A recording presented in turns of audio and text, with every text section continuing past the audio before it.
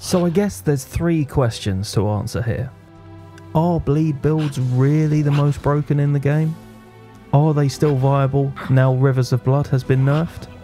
And what's the most powerful mid-game weapon setup we can get without fighting any of the main bosses?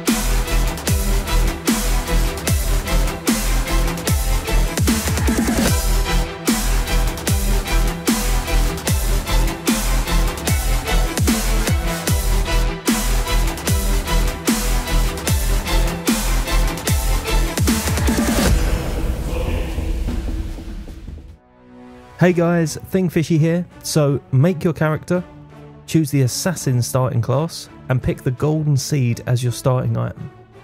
Now while we run to Torrent, let's talk about this guide. Welcome to my 4th Elden Ring build guide, and the penultimate pure build. This is a pure Arcane build centered around bleed. Now first of all, there is a lot of setup in this run, but hopefully it will serve as a good reference for early game upgrade routes for both smithing and somber smithing weapons. We'll be getting a +6 somber and a +13 smithing before even fighting Margit. The weapons that we're going to use are the Godskin Peeler and Eleonora's Pole Blade. We're going to get both of these right at the very start of the game, and if the thought of fighting Eleonora or the Apostle so early terrifies you, don't worry, I've got that covered. If you find this guide useful, give it a like and subscribe to my channel for more build guides. If there's a particular build you'd like to see me cover, let me know in the comments. If you'd like to come and see me figure out all this stuff live, give me a follow on Twitch. Okay, so we're at Torrent, let's do it. So we start by heading south through the ruins, picking up the map and the whetstone blade along the way. Now head towards Weeping Peninsula. Pick up the somber one on the chair by Argyle Lake, the smithing stones and the stone sword key on the bridge, and head to the Castle Morn Rampart Grace.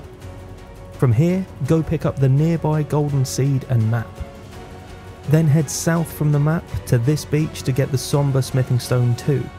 From here, we're going to take our usual route through Weeping to grab all the sacred tears and some extra items. First, head to the Carlu Baptismal Church for 1 tier, then around the map to the Church of Pilgrimage for the 2nd tier, pick up the bleed grease from the graveyard just outside it, then head southwest for the final tier at the 4th Church of Marika. Then grab the Merchant Shack Grace, then head southeast to loot the graveyard for extra runes. Now walk back to Limgrave and go up the hill, collecting the Golden Seed and lighting the Stormhill Shack Grace. From here, head northeast for the Strength Physic, jump down the rocks and continue heading northeast. Kill the Golden Vow Knight and jump down to grab the Lance and the Exalted Flesh in the camp. Head across the Saints Bridge grabbing the smithing stones, then pop a Golden Rune 3 at the Merchant and buy 3 smithing stones. Now head southeast past the ruins and jump down this cliff here. Loot the graveyard for the runes and the Fever's Cookbook for the Sleep Pot recipe. Head north, jumping down these stones and onto the 3rd Church of Marika for the Wondrous Physic and another sacred tier. Then head south through the Mistwood all the way to Fort Height. Grab the Golden Seed from out front, then up the ladder for the first half of the Dectus Medallion. Now walk back to the first step. Head around the building and jump down the Spirit Spring for the Pickled Foulfoot, then jump back up and head into Argyle Lake to the Dragon Burnt Ruins. Run in and open the chest to be teleported to Caelid. Run out of the room you spawn in and grab these 2 smithing stones before jumping across the roof and further into the cave. Head up onto the 2nd level and quit out in front of these 2 stones to de-aggro the nearby enemies. When you spawn back in, grab them and head around to this ladder. Run up it and grab this item.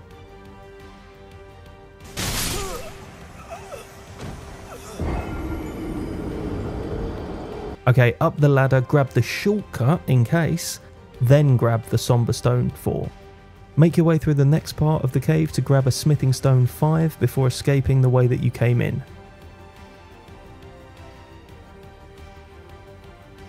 Yeah, that works too, I guess. Rest at the Grace, then walk back to the third church. Head round to the back of the building and use the teleporter to warp to Northern Caelid.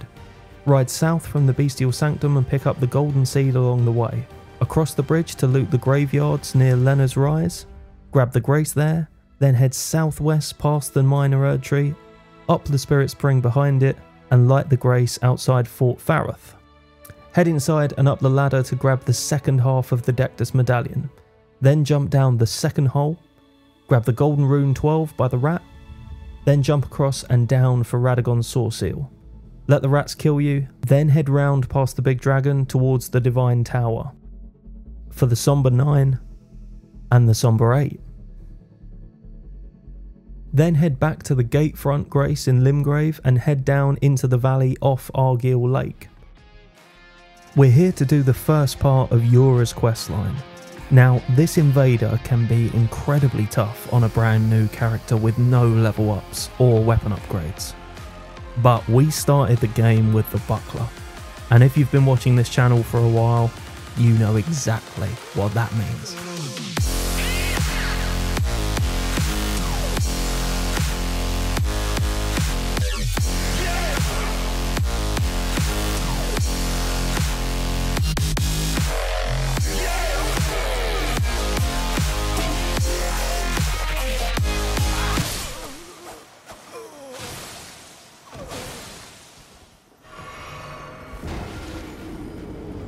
Yeah, you know what, on second thought, just wait until Yura turns up and then gank him to death. It's much easier.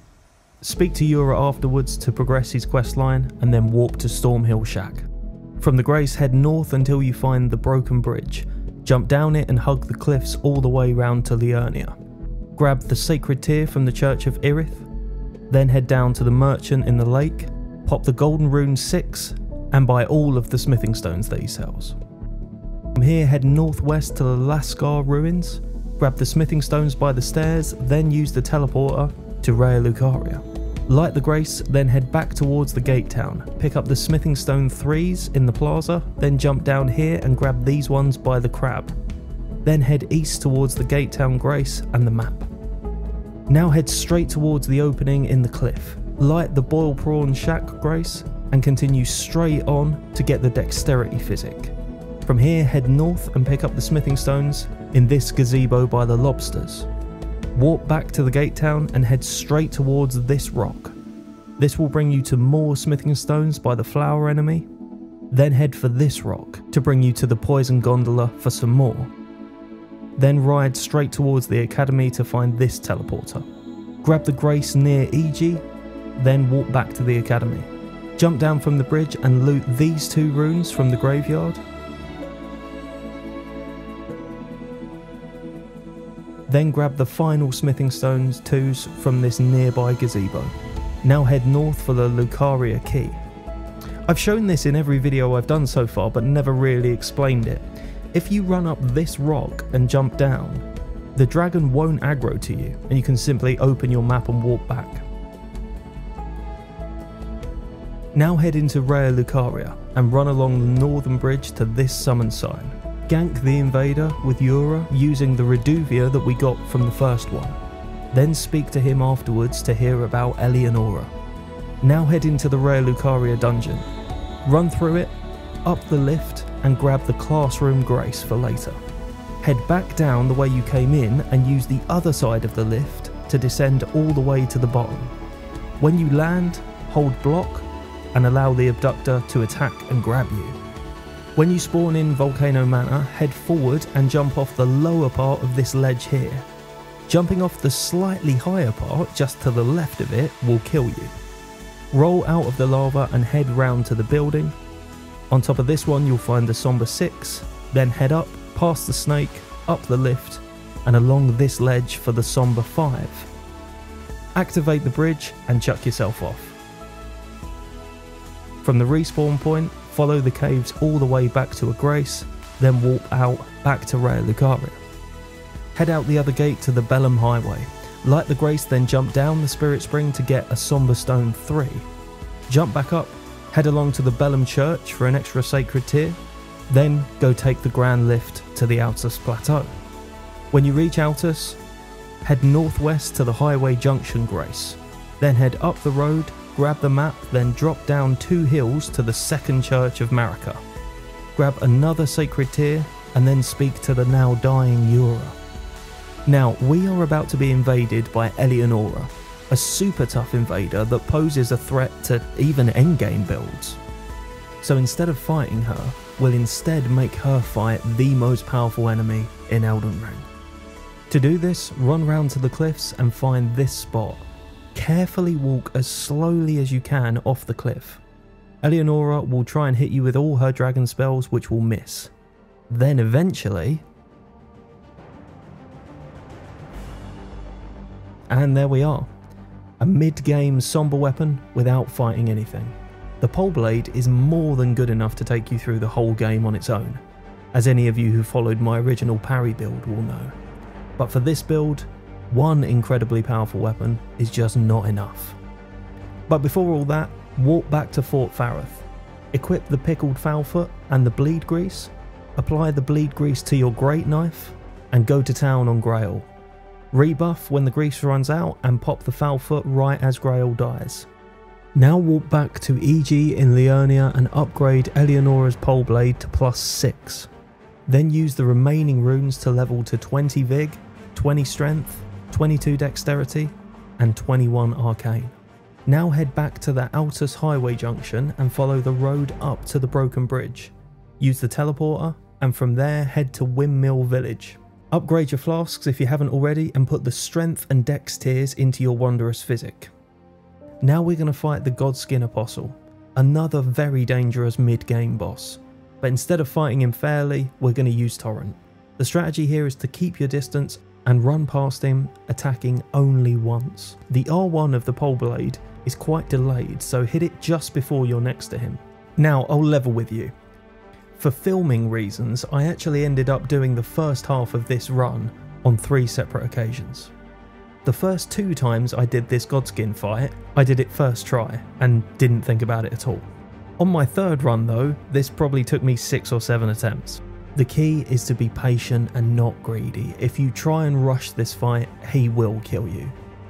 If you're patient and stick to just one attack, you'll be fine. Strangely, I think phase 2 is a lot easier than phase 1.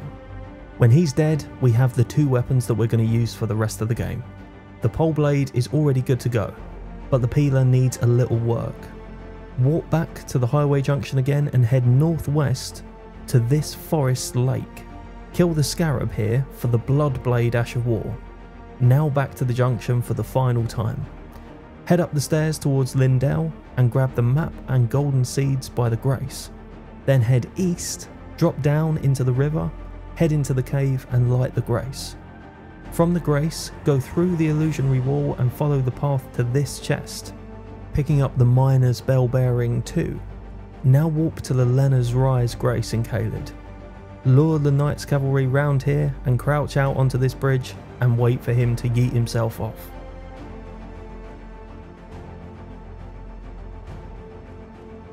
Go to the Round Table Hold, pop every rune you have, then buy 4 Smithing Stone 3s and 12 Smithing Stone 4s. Warp to EG, then level the Peeler to +13. Then use the remaining runes to level up your Arcane to 26. And for our final bit of setup, walk back to South Liurnia and head to the Stillwater Cave. Make your way through the poison and absolutely shred the Clean Rot Knight for the Winged Sword Insignia Talisman. Now we are incredibly strong at this point. In fact, I think this is close to being as strong as you can possibly be at this.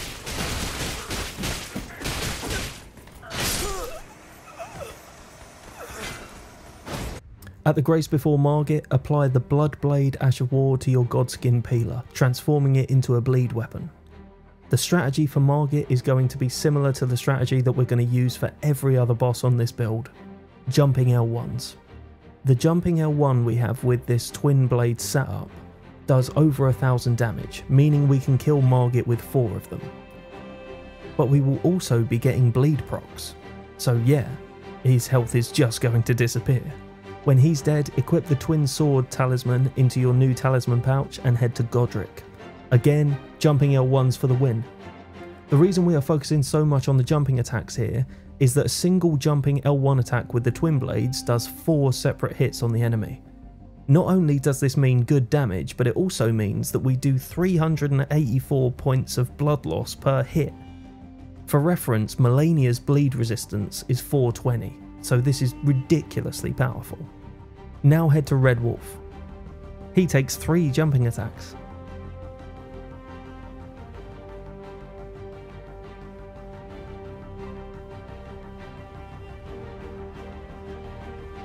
Level up and head to Renala. Phase 1 can actually be one-cycled here, with 3 attacks.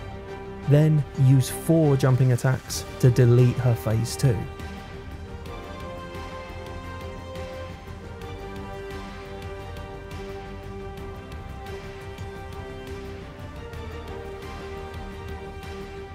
Level up, then we're going to backtrack a bit all the way to Stormvale Castle, up to the tower to grab the Claw Talisman and equip it. From here we're going to head back to Altus and to the Altus Tunnel to grab the 5 Smithing Stone 5s here. Then jump back to Aegi's Grace and head towards the ruin-strewn precipice for that single Smithing Stone 5 in the hut at the bottom. Walk back to Aegi and make your Peeler plus 15. Level up, then head back to the Ball Prawn Shack to do Raya's questline. After you've retrieved her necklace, warp to the Ledectus Lift and take her hand to Volcano Manor. Speak to Tanith, then head to Godskin. Not much to say here, Noble goes down very easily.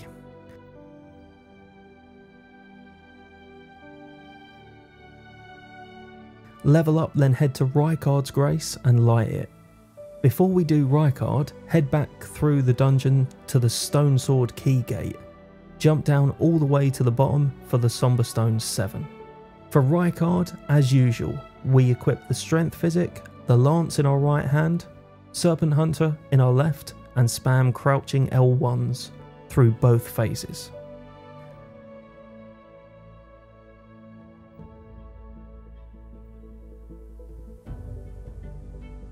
Now walk back to Aegi and level Eleonora's Poleblade to plus 9. Then head back to the Round Table for a 3rd talisman slot from Enya. Then head to the Altus Plateau for Margit 2.0. And go spam jumping attacks on the Draconic Tree Sentinel.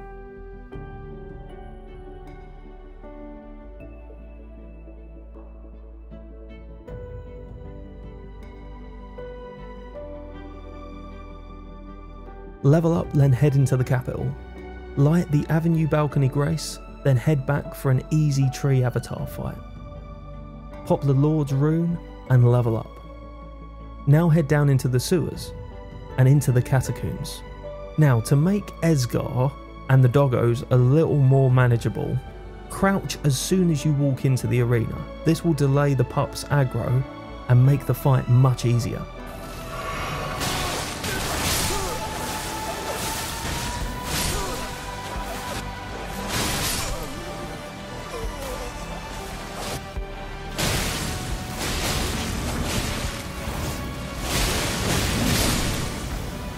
Equip the Lord of Blood's talisman and don't take it off for the rest of the game.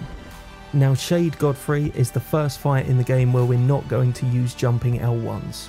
Just do a single R1 between dodging his combos for the safest possible fight.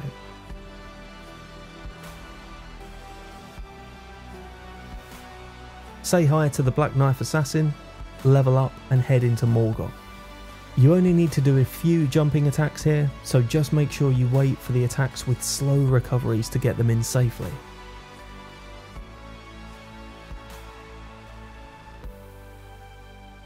Now head to mountaintops, all the way to the Zamor ruins to grab the Smithing Stone Bell 3.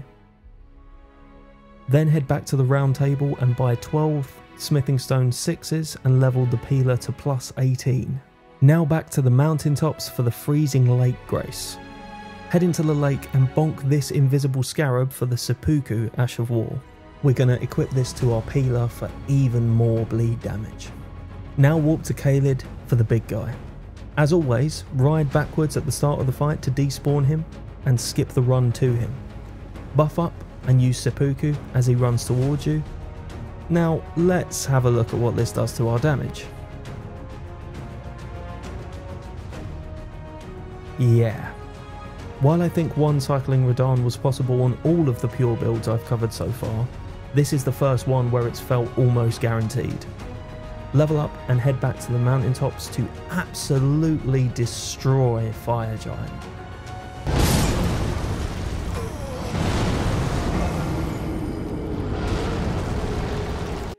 So while our DPS here doesn't allow for the flashy phase 1 deletions we've seen on previous builds, Fire Giant is always pretty comfy with a bleed build.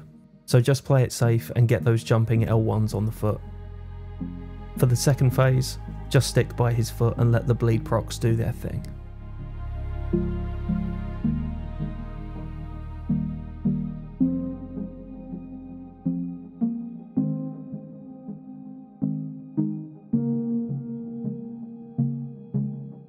Level up, burn the Ur Tree and head through Farar Mazula to the Dragon Temple Transept Grace.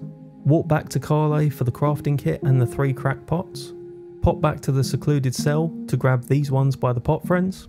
Then back to the Boil Prawn Shack and into the village of the Albanurics to grab any Trina's lilies or mushrooms you need and the second half of the Haligtree medallion. Craft your sleeping pots, run in and put little and large to sleep. There's not much to say about this fight, just spam jumping attacks and melt their health bar.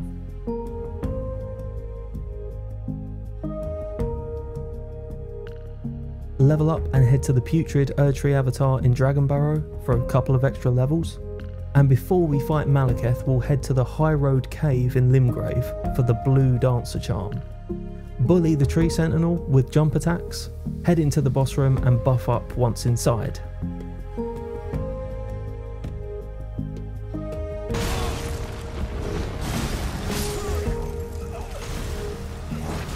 Okay, maybe buff up outside the door. Beast Clergyman is very manageable on this build as all of his attacks are easily punished with jumping attacks anyway.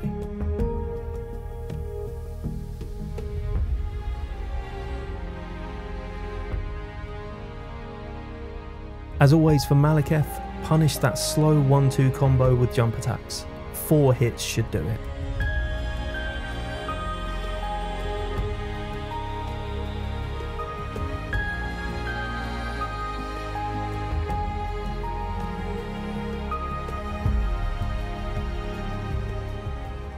Level up your Vigour to 39 and your Arcane to 56, then head to Gideon.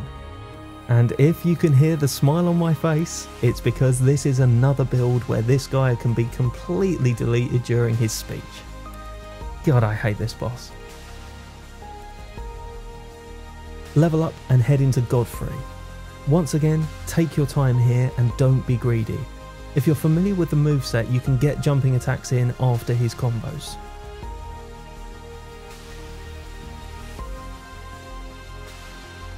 For Hoarah, get 1 jumping attack in at the start, then more when it's safe. As always, wait for that ground slam to get the big damage in.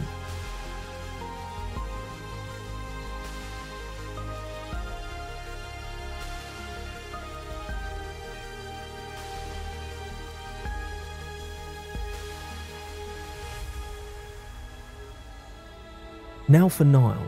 Quit out before the fog gates so you have time to use seppuku. 2 jumping attacks for the right summon, then another 2 for the left. For Nile, just wait for this big tornado attack and then spam L1s. With this strat, you can delete his entire health bar in the recovery of 1 attack. When you're done, grab the other half of the Haligtree medallion. Level up and head to Ordina Town. Again, I'm using Ordina Skip to save time, but as I showed in the Faith Guide, the light rolls are perfect for getting past the archers if this skip gets patched in the future. Jump on the pillar, line your compass up slightly to the right of this notch, and do 2 jumps with the direction order being 12 o'clock, 7 o'clock. Head through the Haligtree all the way to Loretta. As always, if you want to play this safe, you can wait for those big blue combo attacks. or just get stuck in if you're comfortable fighting her.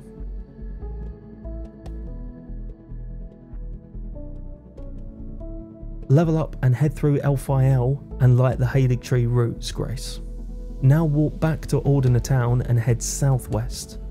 Jump onto this ledge to cheese the invader and head through Mogwyn Palace to Moog. Spam jumping L1s for the first phase, then keep attacking through the transition. The bleed procs will completely negate his healing through Nihil, leaving you with only a couple of hits for phase 2.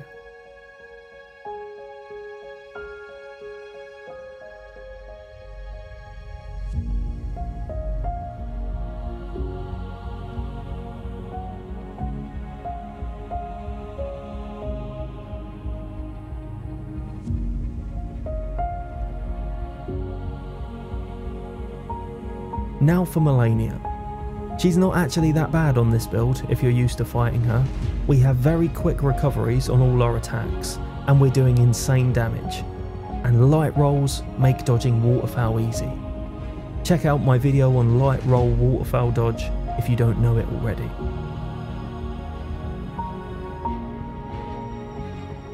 Just maintain this kind of distance to her and don't get too greedy. If you're still not that comfortable with fighting her though, feel free to leave this fight until the very end. Those extra levels won't change a lot. But overall, I would say this is probably the easiest melee fight I've had with her. Then head back to Nokron for the Gargs. We're very overpowered and over-leveled for this fight, but as always, play it safe and don't get greedy, or these two will still meme you. Now we need to backtrack all the way to Caria Manor to do the rest of Rani's questline. Now the Royal Knight Loretta fight is once again going to cause us a major problem, so our strategy: speak to Rani, head into Nokron for the Fingerslayer blade, use Renna's Rise to transport you to Ainzel River for Estelle. And this fight is a complete joke on this build. 3 jumping attacks in at the start for half of her health, then 2 more and a single R1 for the win.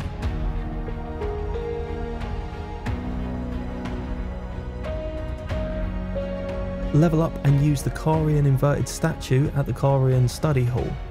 Head up to the top for the Curse Mark of Death, then head to Deeproot Depths to make mincemeat out of Fia's champions. Nothing fancy for the Fortisax fight.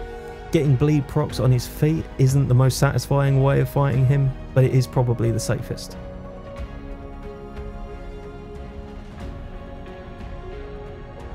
Now head back to Farar Mazula for Plassey. The strat I really like for the first part of phase 1 is hitting him on the front and then running to the back for another hit and then repeating. This keeps you out of the way of those annoying lightning strikes. For the rest of the fight, punish every claw attack with a single jump attack, and more when it's safe. You can run away from the lasers and use it as an opportunity to rebuff with Seppuku.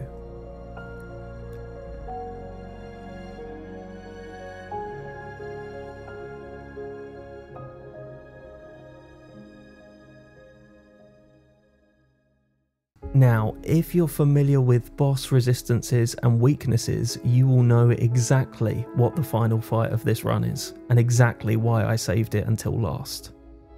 Radagon and Elden Beast are completely immune to bleed, meaning that this build, which has utterly embarrassed most of the other bosses, from this point on is no longer overpowered.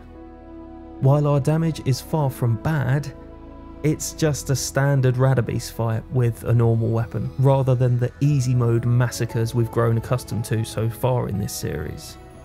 If you're thinking that we can change things up with our Ashes of War, we can, but not in a way that really helps, from my testing. The obvious play would be to switch to a Black Flame Tornado Ash of War for a dual fire damage setup. And while Black Flame is great for Elden Beast, we lose a bunch of damage on our standard attacks, making the Radagon fight far harder. And getting a tornado off on him is incredibly risky.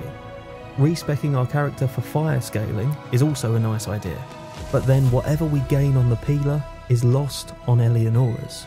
And I want to avoid respecs on these guides if I possibly can. Swapping Seppuku to an Occult Infusion doesn't make that much of a difference either. In short, After a fair bit of experimenting, I failed to find a way of trivialising this last fight on this build in the way that we've done with the others. In the end, I stuck with my guns and did it on the seppuku setup we have used for the whole game. It seems that when you decide to bully the game with 2 differently scaling bleed weapons, Miyazaki takes his revenge on the final fight. If you struggle with this fight, check out my guide for it for detailed counters for all of their attacks. And that's it. How to, mostly, bully Elden Ring using a bleed Arcane build. If you've watched this far and have actually tried this build, please let me know how you got on in the comments. If you've enjoyed this guide, give it a like and subscribe to my channel for more Elden Ring build guides. As always, thanks for watching. See you soon.